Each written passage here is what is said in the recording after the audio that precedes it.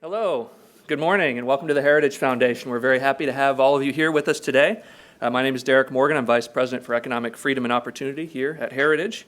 And my pleasure to welcome you to the Allison Auditorium. I'd ask that you please silence your cell phones as we begin the program out of respect for the speakers and audience, both here and online. Following the governor's remarks, I'll come back to the podium to moderate questions and answers. And if you're watching online, you can also participate by emailing your questions to speaker@heritage.org. To introduce our speaker today, please join me in welcoming the President of the Heritage Foundation, Jim DeMint. Thank you, Derek. Well, welcome to the Freedom Center here in Washington. We look at ourselves as a fortress fighting for those principles, bringing the voice of the American people here to Washington, sometimes in enemy territory. But thanks for being here today to listen to a very clear voice for freedom. Governor Bobby Jindal has shown that what Reagan talked about for so long, that to inspire people, we have to show them bold colors, big ideas, for America to know where our ideas will take them, what the benefits are. And in Louisiana, you've seen Governor Jindal take really bold positions on education, a national health care plan, what he's done to push back against the federal government on Common Core. He seems to be fighting on every front, certainly he has for years, on developing America's energy supply, what that does for the poor, to create a better economy. And he's showing exactly what we talk about as conservatives, that if you show people those bold colors, that they support them. They don't like the middle. They don't like some kind of watered down version of the good idea. They want to know what the good idea is and how it'll make our life better and our country stronger. And there's no one better to talk about how to increase jobs in America through reducing regulations and developing energy. You'll hear all about it today. But one of the true champions of conservative ideas in America today, please give a big Freedom Center welcome to Governor Bobby Jindal.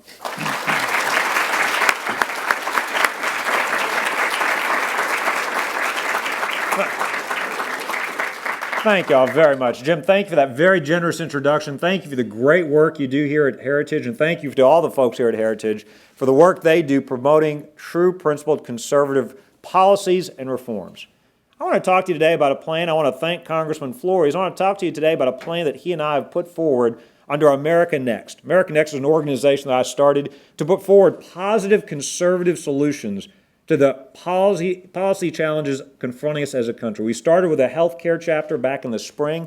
Today we're unveiling our plan on energy. I want you for just a minute to imagine there was a country that had more combined oil, gas, natural gas, and coal resources than any other country in the world. Indeed, there was only one other country in the world that had more than half those resources that this country had. Imagine that same country was also blessed to have the most modern renewable energy sector in the world, including biofuels, including wind and solar as well. Imagine that same country also had the largest installed nuclear power base as well. That'd be a pretty powerful country. Now, you might think that I'm describing Saudi Arabia or Russia or even China. The reality is the country that I'm describing is the United States of America. We are blessed to be the position we are in when it comes to energy. We truly can be an energy superpower. We can truly harvest our energy resources, grow our energy resources to supercharge our economy. That's the good news. The challenge is that it's not inevitable. The challenge is that we now confront radical policies from this administration that are actually standing in the way. We have an administration, the Obama administration, that are science deniers. We have an administration, the Obama administration, that is holding our economy hostage to their radical ideas.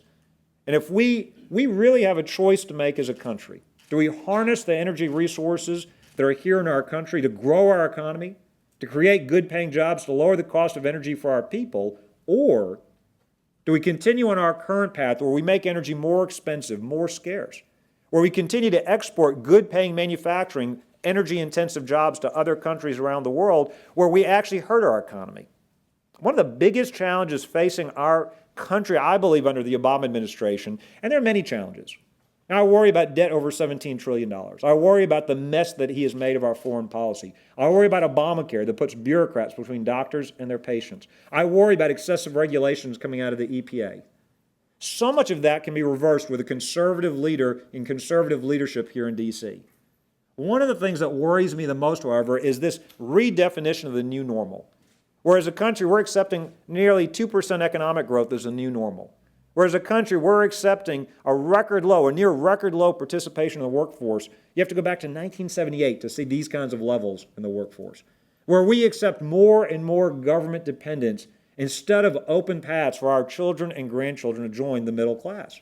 Well, the good news is that our energy and our ability to be an energy superpower give us the opportunity to create good-paying jobs in our own economy. And that's what I want to talk about today. We did share a report today. It's over 40 pages, it's got 42 specific policy recommendations. I'm not going to go through each and every one of those. That's going to be, that is available to you online. I thought it'd be helpful to talk to you about the 6 principles briefly, and then I'm going to stop and we'll be happy to take your questions. The most important point I want to make, though, is that it is not inevitable that America harnesses our energy. We have got a choice to make, and I'm here to argue it's important we make the right choice. If we want to grow our economy, if we want to provide more opportunities to pursue the American dream to our children and grandchildren. The first principle in our paper is promoting the responsible development of domestic energy resources and the construction of infrastructure to transport it. You know, oil and gas already provides nearly 10 million jobs in our economy. But I want to talk to you not just about where we are today, but where we can go. Let's start with oil and gas. Witness the fracking boom. 2.1 million jobs today thanks to the unconventional plays. That could nearly double to 4 million jobs over the next 10 years. My first year as governor in the great state of Louisiana, natural gas was nearing and exceeding $13. Today, natural gas is under $4. And think about the difference that has made for our petrochemical industry. Think about the difference that has made for our fertilizer industry, for our steel industry. Think about the difference that has made in utility bills. Indeed, thanks to the fracking boom, we are now producing 3.2 million more barrels of oil per day. To put that in perspective, that's a 64% increase from 2008 to 2011. That is more than all of the increase in production in every other country put together.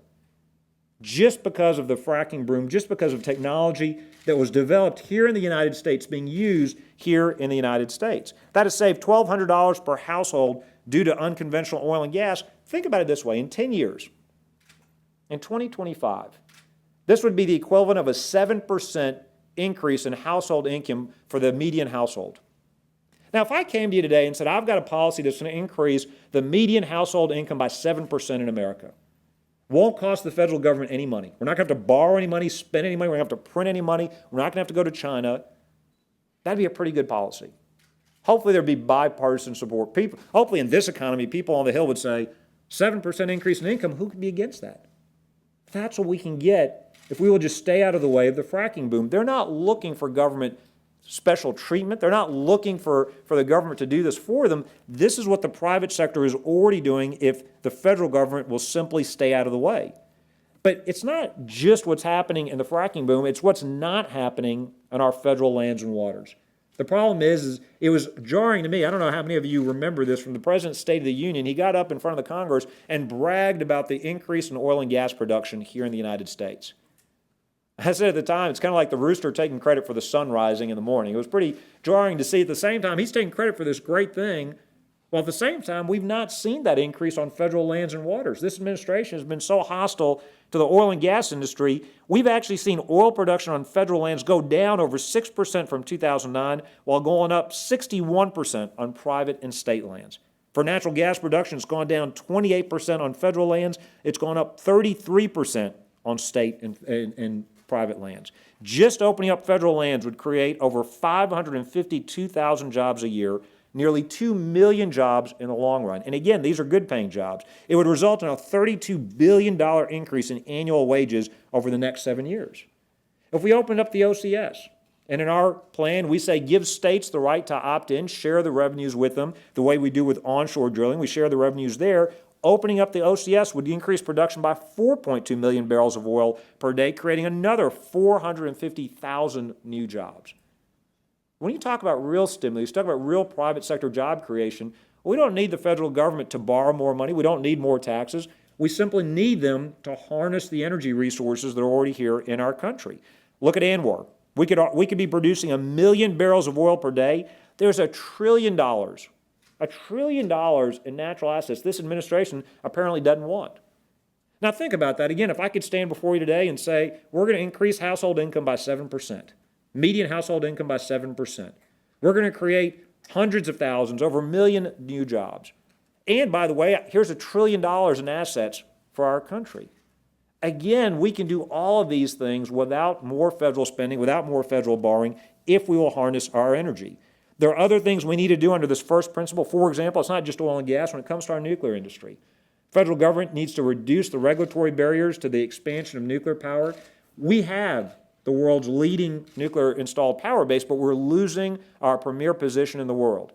We're losing our premier position in our manufacturing capabilities and our R&D capabilities when it comes to the nuclear industry. There are things the federal government can do. For example, a federal loan guarantee for regulatory delays, but not execution failure. And that way, the federal government guarantees we're not going to change the rules on private investors, on the private sector, when they want to embark on these huge capital projects. We can also have the states bid on hosting nuclear waste sites. So for once and for all, we can settle this problem. There are other things we describe under this first principle. The second principle, we want to encourage technological innovation of renewables and emerging energy resources. Now, this starts by recognizing we've got a growing solar and wind power base. It is time for us to rationalize our tax system for financing all forms of energy. For example, we should give all energy sectors easier access to private sector capital markets, to things like the MLP, that is currently not available to wind and solar. But ultimately, the federal government needs to stop picking winners and losers, both renewable and non-renewable. We need fewer carve-outs, fewer federal tax incentives, and we need to gradually phase out the RFS. It doesn't make sense for the federal government to be picking winners and losers in the energy sector. Third, we need to unlock the economic potential of our manufacturing renaissance by putting America's energy resources to work. Now, I've been up till now describing for you all the new jobs we can create in exploration and in energy, and that's great. But the reality is, one of the things that doesn't get enough attention, we could create over 1 million new manufacturing jobs over the next 10 years. Manufacturers use 1/3 of the energy that's used in our country. Thanks to the fracking boom, we now have a built-in cost advantage when it comes to the rest of the world. We have the lowest cost petrochemical producers. Our manufacturers can save nearly $12 billion a year due to lower energy and input costs. Not just energy prices, it's also a feedstock price when you look at the use of natural gas in many chemical processes, whereas Europe has got an oil-based petrochemical industry. The Chinese manufacturing cost advantage will now shrink to about 5% thanks to our lower energy and lower feedstock costs. And I want you to think about this. This is something that benefits not just energy-producing states like Texas and Louisiana and North Dakota. This benefits our entire economy. If we want to have a domestic and a growing and a vibrant steel industry and a petrochemical industry and a fertilizer industry, we have to have affordable energy. And again, these are great paying jobs. Now, our report calls for more technical training at our secondary level and the post-secondary levels to prepare our kids for these great paying jobs. A lot of these jobs don't require 4-year degrees, but they do require technical training, and they are very good paying jobs with great benefits. In my state, we've been beneficiaries of this manufacturing renaissance. We have $80 billion in capital, announced capital projects in the private sector, over 50,000 new jobs. Many of these are companies that were otherwise going to be going overseas, but now have decided to reinvest in America again. We've got a once-in-a-lifetime opportunity to reshore many of these energy-intensive, many of these manufacturing jobs back into our country, back into our states. Jobs in the oil and gas industry are very high paying. The average starting pay more than $84,000. After 20 years, the typical salary is $151,000. These aren't the minimum wage jobs the president likes to talk about. This is not a minimum wage economy. These are good paying jobs with good benefits. These are the kinds of jobs that can offer careers for families that want to raise their kids here and follow the American dream. Fourth, we need to eliminate burdensome regulations. We need to enable a one project, one review approach with expedited judicial review so these things don't drag out for year after year after year. Secondly, we've got to disclose the taxpayer funds spent reimbursing groups that sue the government along with their settlement practices and policies. Third, we need to do cost-benefit analysis of all regulations. No regulation with a cost of over $100 million to be done unilaterally by an administration or an agency without congressional and explicit congressional vote of approval. Fourth, we've got to stop EPA from colluding in this sue and settle process where they end up with these decrees. They've done this 60 times, according to the Chamber, between 2009 and 2012, leading to 100 new regulations. One of the most dangerous overreaches comes from the federal government through the EPA. And the max standards by their EPA will cost consumers more than $15 billion. Again, there's got to be at least a cost-benefit analysis to understand what are we getting and is it worth the price we're paying with these new regulations. This administration's ozone standards could reduce our economy by $270 billion per year. It could cost the average American household $1,570 per year. This administration's war on coal could cost our country 500,000 jobs by 2030, could increase electricity prices by 20%. We shouldn't be shocked by this, though. This is an administration that bragged about wanting to bankrupt entire industries, an administration that bragged about wanting to make energy more expensive. They may have broken a lot of promises. This is actually one promise they managed to keep. They are indeed making energy unnecessarily expensive and scarce in our country. It's time to cut through the regulatory red tape. This EPA overreach, especially on the power emissions, is just the latest example of how red tape can strangle our economy and impede our ability to be an energy superpower. Fifth, we need to bolster our national security. You know, U.S. oil imports have now decreased by 20% thanks to the fracking revolution in terms of dollar terms. From $388 billion to $239 billion, our imports have decreased 20%, meaning we are that much less dependent on other countries for our energy. We can especially make ourselves less dependent on countries that don't share our values, that are unstable, that are in dangerous parts of the world. We need to create a North Energy technology free trade zone. We need to eliminate tariffs for oil, coal, natural gas between the U.S., Canada, and Mexico, allowing the free flow of all energy commodities. You know, it's ironic, Mexico and Canada are actually going towards the free market when it comes to energy, just as America is about to go in the opposite direction. You've got the Canadians wanting to sell us their crude oil so we can refine some of it, sell it back to them. The Keystone Pipeline could reduce the amount of oil we import from Venezuela, the Middle East, by up to 40%. Would create tens of thousands of construction jobs, over $2 billion in increased earnings for workers. Yet our administration has spent over 5 years studying this project. No wonder the Canadians call this president their frustrator-in-chief. No wonder the Canadians are now looking to sell their oil to the Chinese. I actually went to Calgary, and they can't understand why in the world wouldn't we just build this pipeline? Helping their economy, helping our economy. It's a win-win, and for whatever reason, well, we know the reason. This administration is so captive to an almost religious-like faith and extreme ideology. Their opposition to developing affordable energy. Remember, the same left loved natural gas when it was expensive. And then the fracking revolution happened, and then they started opposing natural gas once it became plentiful and affordable. The left at one point was for zero-emission nuclear technology. Now they tied up with lawsuits and regulatory delays. They simply want energy to be scarce. They want energy to be expensive. LNG exports would add $10 to $31 billion to our economy by 2035. Lifting the ban on crude oil exports would create 1 million new jobs. It is time for us to sell, and I think that we can export our LNG, we can export our crude without hurting our markets here at home. We can actually provide more jobs, more investment, and it can be a way, by the way, it can be a way for us to encourage other countries to continue to trade with America and create even more free trade opportunities with other countries around the world.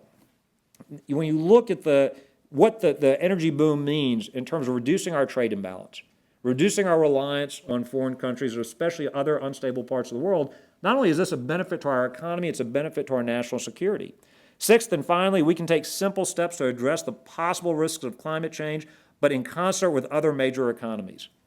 We need to make sure we understand that for some on the left, climate change is simply a Trojan horse. It's a way for them to come in and make changes to our economy they would otherwise want to make. It's an excuse for the government to come in and try to tell us what kind of homes we live in, what kind of cars we drive, what kind of lifestyles we can enjoy. It's an excuse for some who never liked free market economies, never liked rapid economic growth. And we need to guard against those who would use this and hide behind climate change as an excuse to slow down our economy and pursue policies they are for other reasons anyway. We also need to avoid unilateral steps that put us at a disadvantage compared to our major trading partners. Right now, we're pursuing a lose-lose strategy. Under this administration, we're exporting energy-intensive jobs overseas, hurting our economy, to countries where they have more lenient environmental regulations. So we're actually hurting the environment at the same time we're hurting our own economy. When you look at it, China today, they actually produce more emissions than the United States, more CO2 emissions than the United States and the Western Hemisphere put together. China in recent years has added more coal output than our entire output in our domestic industry. Indeed, 10% of our coal is now being exported because of this administration's rules and regulations here at home. How in the world is that doing anybody any good for us to simply send our coal overseas for the Chinese and India and other countries to burn instead of us having affordable electricity here at home? We need to be pursuing no growth policies. We need to recognize that the majority of growth in CO2 emissions is actually coming from developing countries.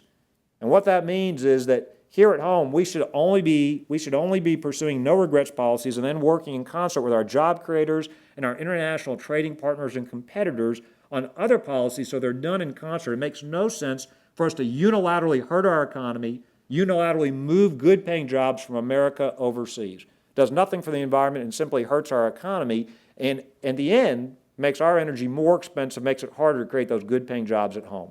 There's several other policies in the paper. I'll close with this. We have got an incredible opportunity, an incredible choice in front of us. America can truly be an energy superpower. But it may seem obvious to you, we would come up with an energy paper, the congressman from Texas, the governor from Louisiana. But this is not just about energy producing states. This is about policies that will benefit our entire country. These are about policies that can create millions of good paying jobs, lower energy prices, help folks join the middle class, and bring back manufacturing jobs to our country, good-paying manufacturing jobs. But it's not inevitable. I've painted a very optimistic and rosy picture of where we can go. We have got a choice to make.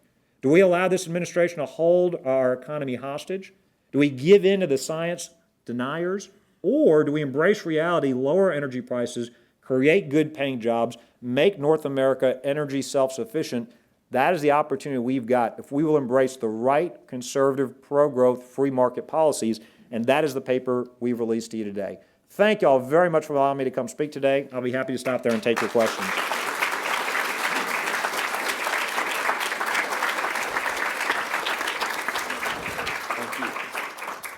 Thanks, Governor. That was great. We're going to have a time for questions. I would ask that you wait for the microphone to make it to you and then just announce your affiliation and your question so that everybody can hear, including those online. I might just take the prerogative to ask one first question. The administration was pushing for a cap-and-trade bill back when the Democrats had both the House and the Senate. They had 60 senators in the Senate, for example, but they weren't able to pass that bill. But it seems like the administration's now doing that through the EPA. What's the proper response for governors and state governments around the country in terms of this policy? Well, a couple of things. You're exactly right. Well, here's what's so striking. After the Supreme Court decision, the Massachusetts versus EPA ruling, think about this. Now, the court has said, and the Obama administration has run with this interpretation to mean that under the Clean Air Act, they're going to be able to regulate CO2 emissions, even though that was never anticipated by Congress. So by executive fiat, they're going to go in and seize this huge power grab. Secondly, without, even if you accept the premise of what they're doing, no real basis in their calculations. So they've come to Louisiana, for example, and said, you've got to reduce your CO2 emissions by 40%. Now, we're already a state that produces a disproportionate share of our electricity from natural gas. That's our number one power producer. We get nearly 20% from nuclear. And so we went to the EPA and said, why are we having to face one of the largest reductions of any state in the country, even if you agree with your premise? We don't use a disproportionate share of coal. And they had no rationale or no explanation. They couldn't come back and explain to us why they did this. They simply said those are the numbers coming out of D.C. The regional office had no rationale why our numbers were so high. But here's the third thing. You asked about the state response. I think this is absolutely an unprecedented power grab. I think, secondly, it is going to hurt our economy without helping our environment. It's simply going to export these jobs overseas. I think the proper response is for states to resist these policies. We've already announced we're willing to go to court to stop this. I know some states may be tempted because the administration has tried to say to states, we'll allow you to pick, but the problem is they're basically trying to allow you to pick what part of your economy you want to hurt.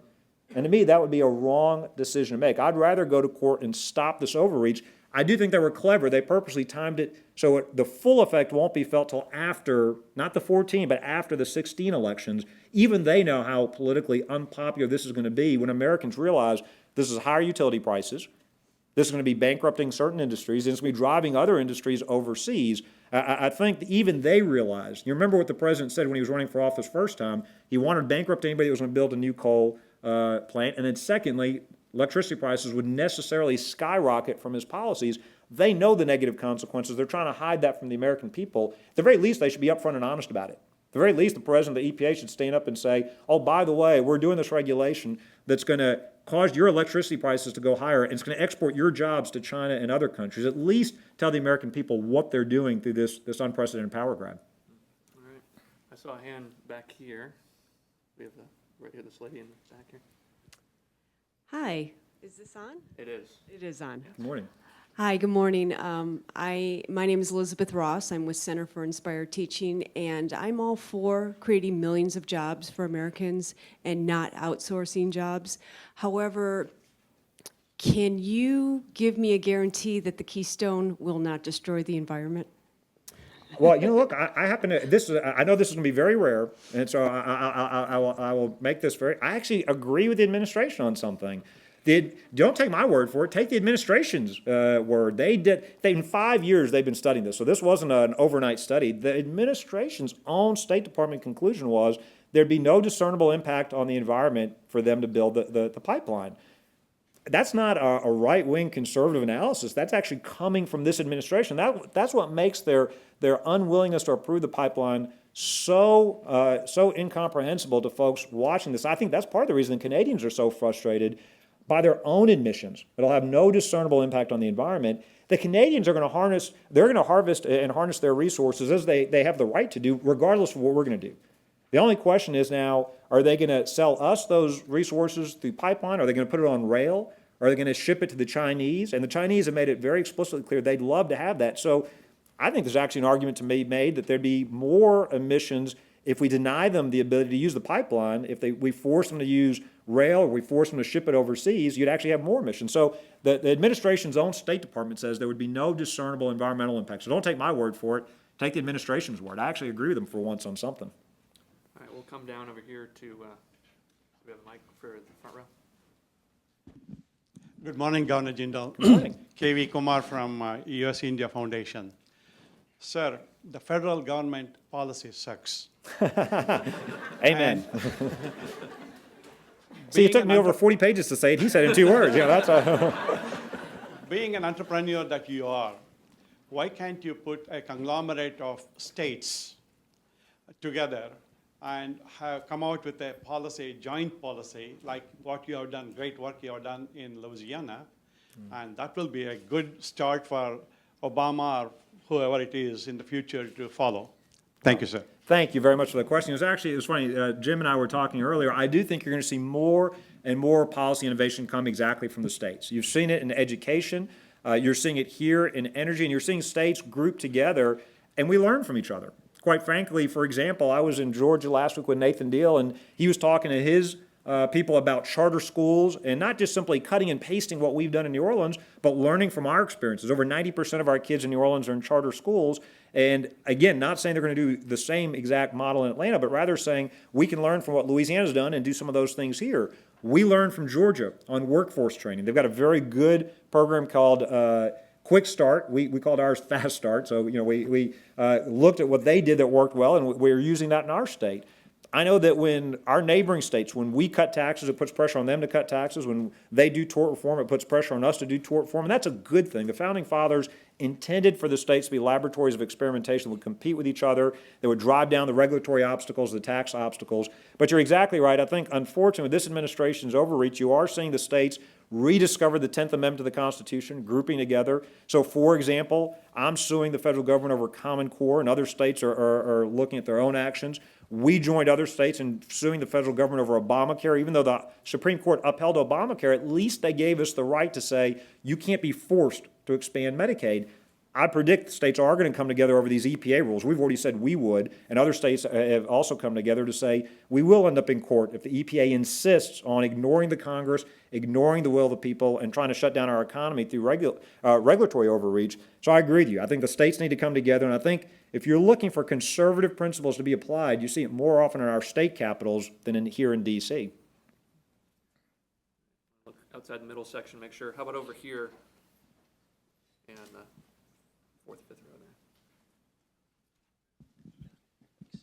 Good morning, Gregory Andrews, intern at the Heritage Foundation. I actually did have the pleasure of living in the great state of Louisiana for 3 years, and during my time there, I really came to respect and enjoy camping in the bayou and just enjoying Louisiana's unique environment. And so on the subject of fracking, I guess, how can we respond to arguments that fracking carries with it risks to America's natural water? You know, and again, I find myself in a very unusual position because I don't agree with Lisa Jackson, the former EPA administrator, very often, or Stephen Chu, as the president you like to remind us during the oil spill constantly, the former energy secretary under this administration, but he used to remind us the Nobel Prize winning secretary. He said it so often I thought that was the secretary's first name. And it's a great accomplishment, don't get me wrong, it just didn't have a whole lot to do with the oil spill that we were addressing at the time. You listen to this administration's own appointed leaders, and they'll tell you they have testified to Congress. There hasn't been one instance of fracking contaminating drinking water, groundwater. This is, again, not an industry endorsed group. This is not an industry funded study. This is not a Republican conservative think tank, or not that there's anything wrong with Republican leaders or studies or think tanks, but this is the administration's own senior officials testifying in Congress. There was not one documented instance after they did all their studies and reviews. And this is an administration that has been fairly ambiguous in their approach to fracking. So, I mean, if there was ever anybody looking for data to try to support cracking down on it, they were certainly looking for it. I think that having said that, it is certainly still also true. One of the things that we believe is that states, not the federal government, should be the first and best regulators when it comes to protecting the groundwater and the lands and the air. We live in our communities. We want them to be safe, and we need to continue studying, and not just energy, but other industries as well, and states will do that. I think it was really telling that NGA has a meeting with the president once a year, every year, and we met with the president this year back in February, Democrat, Republican governors. 2 different questions were asked to the president. I asked one, and another governor asked the president another question. The other governor asked the president about allowing the states more flexibility when it came to Medicaid and health care programs.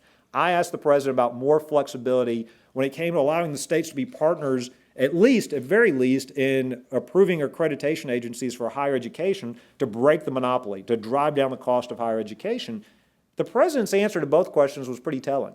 He looked at both of the governors that asked these questions and basically gave the same answer to both questions, which was something to the effect of, well, we can't do that. Because if we did that, people would be victims of fly-by-night educational organizations. He basically implied that people wouldn't get the health care they needed, the life-saving health care they needed, if we allowed states to do that. I remember thinking, that was amazing that the President of the United States, to a room full of Democratic and Republican governors, was so disrespectful of the role of state governments.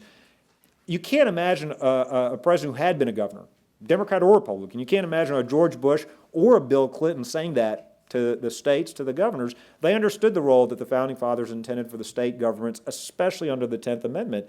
And so I think it is appropriate for the states to have the primary responsibility, not for the EPA to be the first regulator in each of these instances. But I do think that as we continue to produce more energy at home, we should be open to more studies and learning how to make energy extraction and manufacturing as safe as we possibly can. The good news is, according to this own administration, their own experts, there has been one instance of fracking harming the groundwater, the drinking water.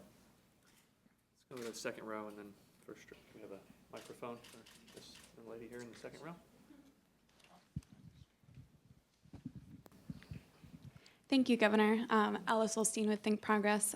Your new energy report says that it is accepted and established that the climate is changing, but it's not established what the human contribution is. Does that mean this plan is based on the idea that humans are not contributing?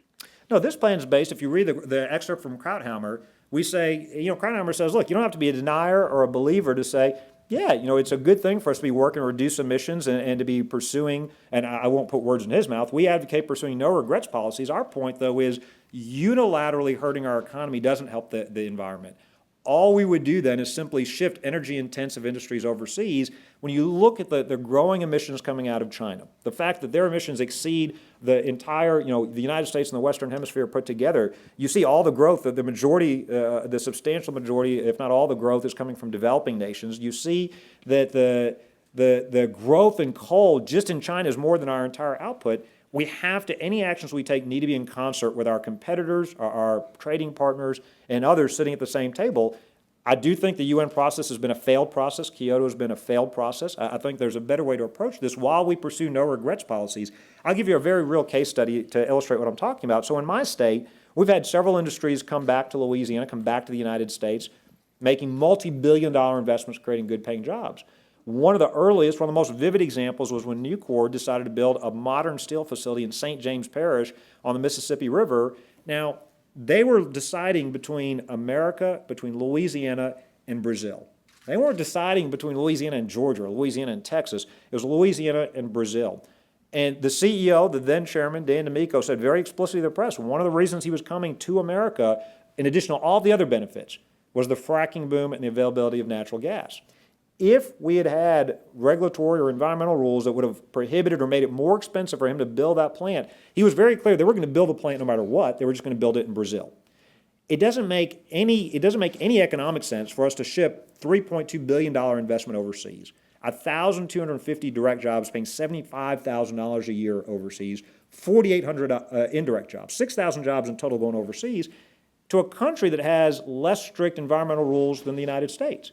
So if we unilaterally hurt our economy, we're not going to actually improve the environment. All we do is hurt our economy while at the same time making it worse in the environment, because now these energy-intensive industries are going to countries with less environmental regulation. So what happened when natural gas was expensive? We used to make fertilizer, export it to the rest of the world. Natural gas becomes expensive, we start importing fertilizer. So it has to be made overseas, shipped back here. You think of all the emissions, you think of the less strict environmental rules in those countries. Now the fracking revolution, literally fertilizer companies are spending billions of dollars to reopen, modernize, upgrade, build plants in my state, in Iowa, and other states. And you're going to see more of that fertilizer made here again in America. So my point is that unilaterally hurting our economy actually doesn't help our environment. Instead, we should be pursuing no regrets policies. We described some of those, that we can make our economy more efficient, reduce our use of power. But at the same time, to the extent we're adopting these other rules, let's do so only in concert with our trading partners and our competitors. It makes no sense for us to hurt our economy unilaterally. All we're going to do is export middle-class jobs, continue to export middle-class jobs to other countries. All right, we have time for one more. Why don't we go with this gentleman here, and then if yours is quick, we can go to you as well.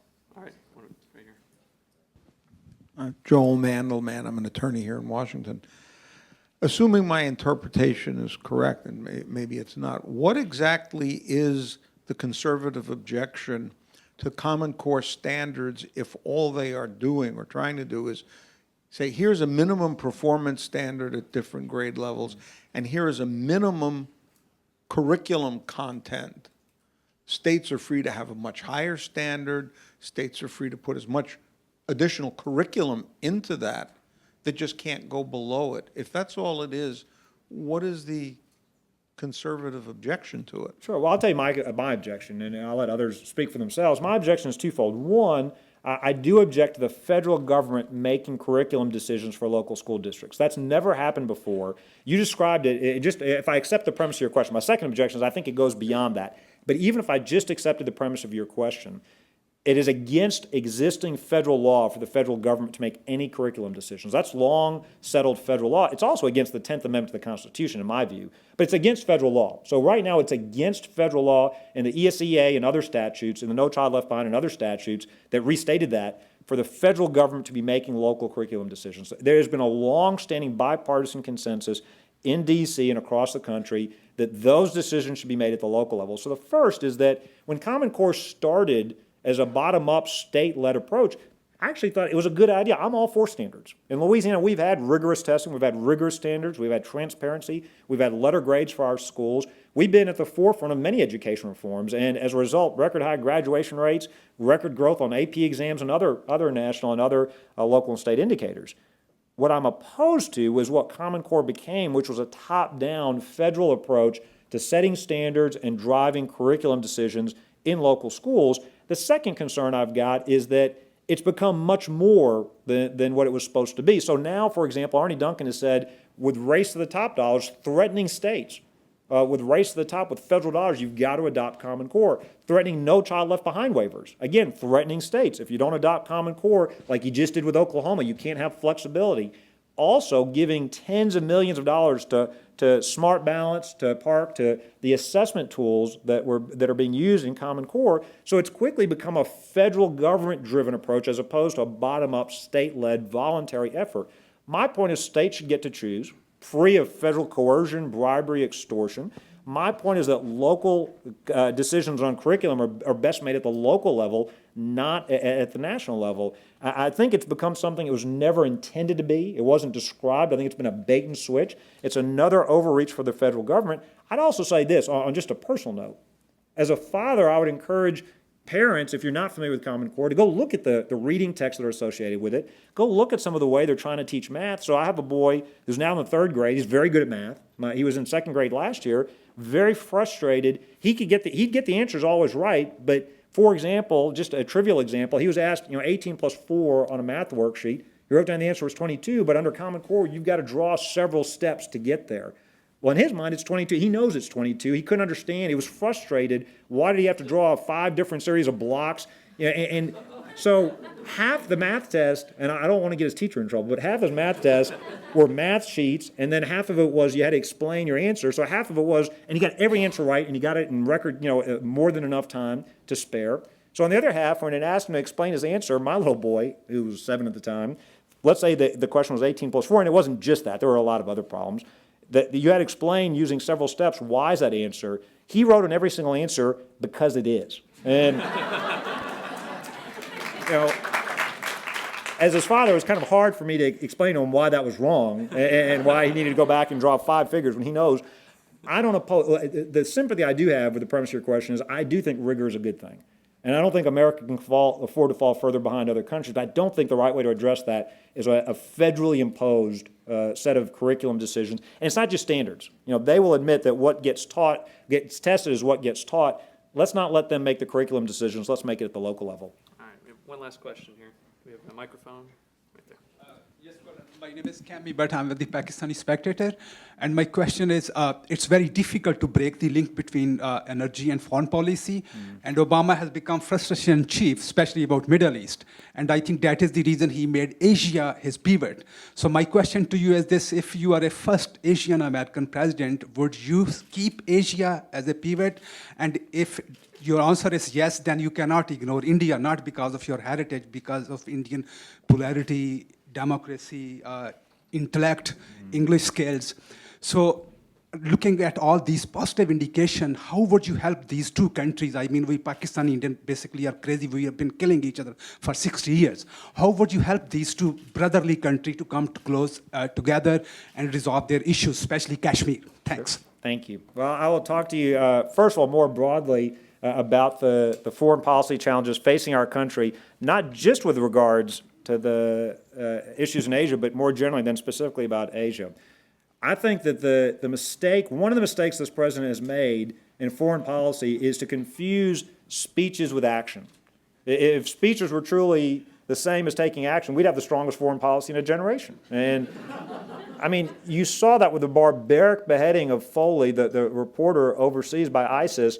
The president did a beautiful job expressing the grief of the families and the state and the nation, but grief is not a strategic policy.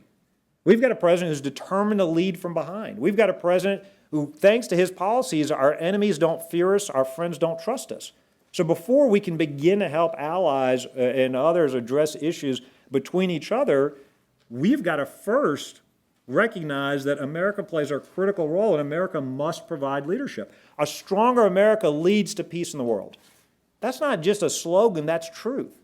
This president does not seem to understand that. Ironically, a stronger, more predictable America leads to fewer deployments of American troops overseas.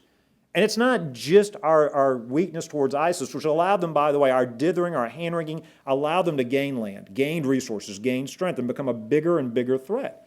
This started back in his first year when this president refused to allow Georgia to join the NATO, when he unilaterally withdrew the interceptors from Poland, from the Czech Republic, when then Secretary Clinton famously reset our relationship with Russia.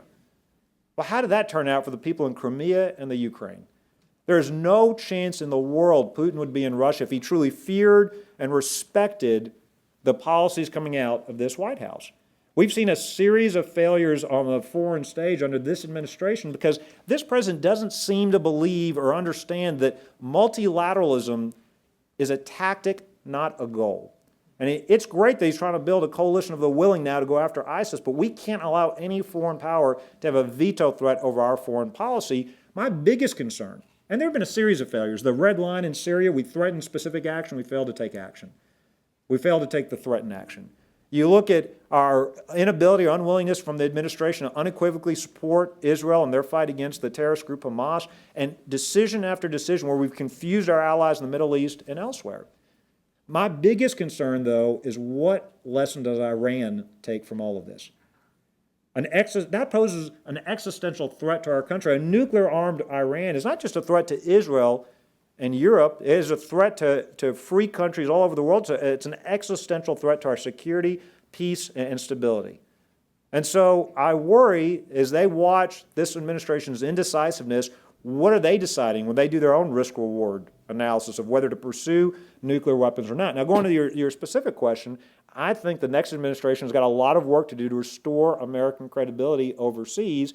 I think with that restored credibility, we can play a more constructive role in regional conflicts. But before we can do that, and yes, we do need to be engaged, I think that we have allies and others that are hungry for America's involvement in a continent where they're very worried about the rise of China. They're looking for friends. Other countries are looking for friends. They're looking for allies. We have to have constructive engagement there on a number of issues. And it's not just India, Pakistan. It's also with Taiwan. It's also with South Korea. It's also with Japan. It's also with even countries like Vietnam and others that are very worried about the growing influence of China, are looking for America to help stabilize the region and make sure that one country doesn't dominate to the detriment of others. And I think there are ways we can do that with our diplomacy, with our economic policies.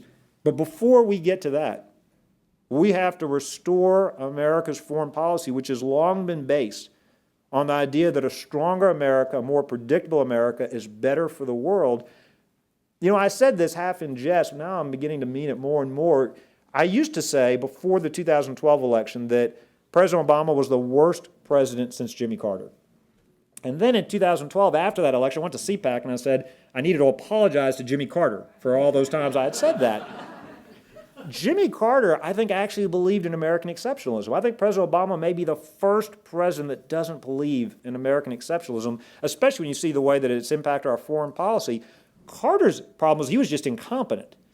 This president's problem is that not only is he incompetent, he's also radically ideological. He's got an extremely ideological view of the world, and I think we need to correct that. I think our allies and others are hungry for us to correct that. It's not just Israel. You look at the Saudis, you look at the Egyptians, you look at the UAE, you look at other countries that are hungry for other foreign countries that are hungry for American leadership and predictability. We need to restore that so we can play a constructive role in hotspots all over the world. I want to thank y'all for giving me this time. I want to thank Heritage for hosting me. Again, we recommend you go to America Next website, get the detailed plan, 42 specific policy recommendations. America can be an energy superpower. It's not inevitable. If we make the right policy choices, we can create good-paying jobs in our country. Thank y'all very much. Thank you very much.